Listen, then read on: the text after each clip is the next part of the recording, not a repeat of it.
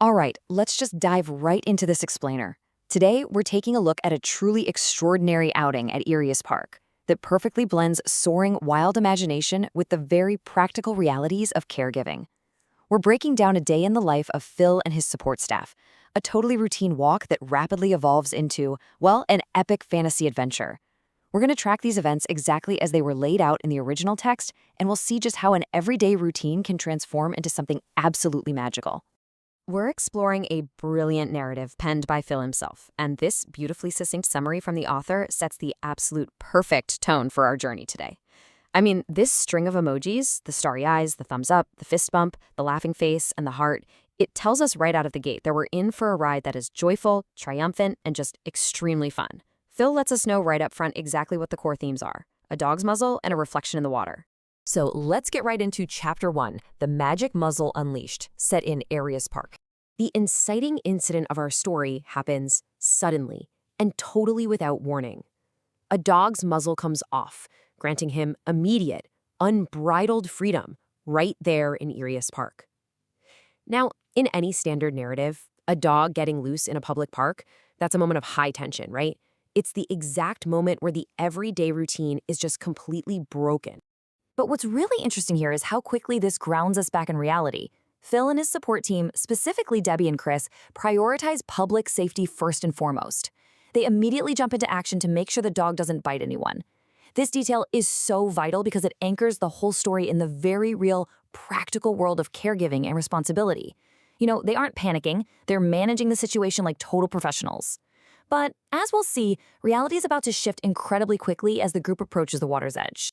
Which brings us to Chapter 2, Reflections and Magical Transformations at the Water's Edge.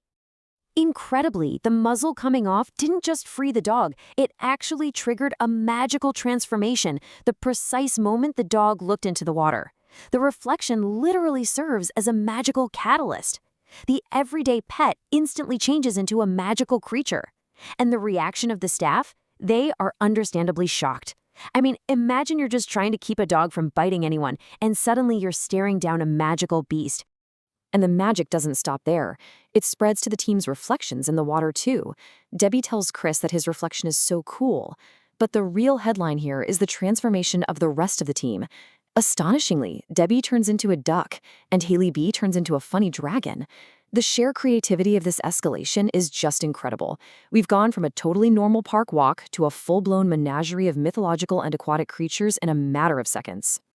All right, moving on to Chapter 3, The Secret Forest, Exploring a Hidden World. Guided by the newly magical dog, the team crosses the threshold, navigating completely away from the standard paved paths of Irius Park. The dog leads the group directly into a secret, hidden forest. And, as the story tells us, this forest is already inhabited by the tiny people. Phil's world building here is remarkably efficient.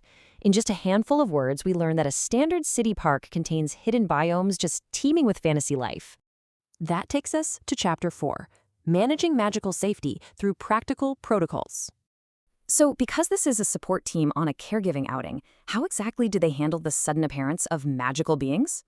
Well, Chris and Phil seamlessly implement some highly practical safety protocols. First, Chris warns the staff not to stand on the tiny people. I mean, that's just basic hazard avoidance, right? Next, they realize that a magical dog might still snap at tiny people, so they successfully get the muzzle back on him. And finally, Phil reminds everyone that they still have to navigate the journey home carefully. It perfectly snaps us back to the grounded reality of health and safety rules, even when you're actively exploring a secret forest. And now, Chapter 5, Returning for Ice Cream and the Journey Home. With magical safety totally secured and the muzzle firmly back in place, we get this delightfully rapid-fire, surreal sequence of their return trip. Because they're in a secret forest, getting back to Irius Park requires a little bit of help. According to the text, none other than He-Man himself arrives to open a door back to the regular park.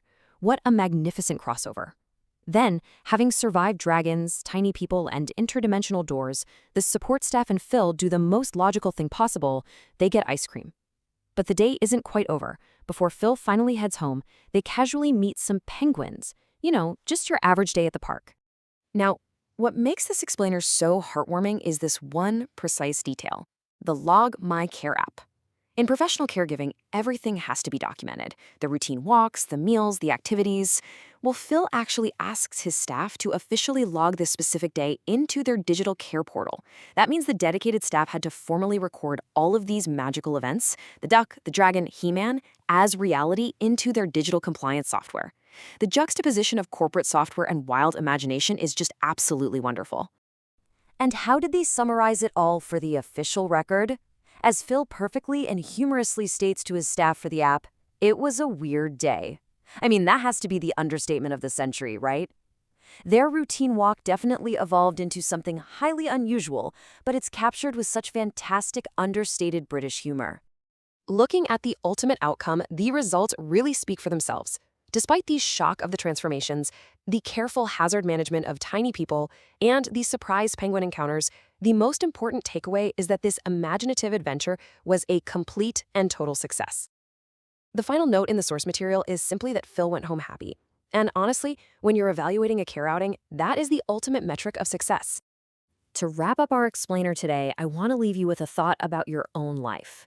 We've seen how Phil took a completely standard walk in Arias Park and, through the sheer power of a single reflection in the water, turned it into an epic, hilarious, and highly documented fantasy adventure. So I have to ask you, what magical reflections might you see if you looked closely at your own daily routine?